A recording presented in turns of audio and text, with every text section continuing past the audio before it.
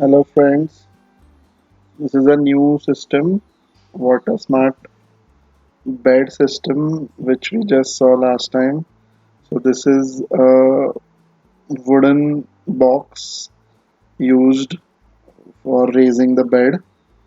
In this you can see that we have planted and transplanted our plants like curry leaves, basil, garlic chives, aloe vera. We have planted some spinach, methi.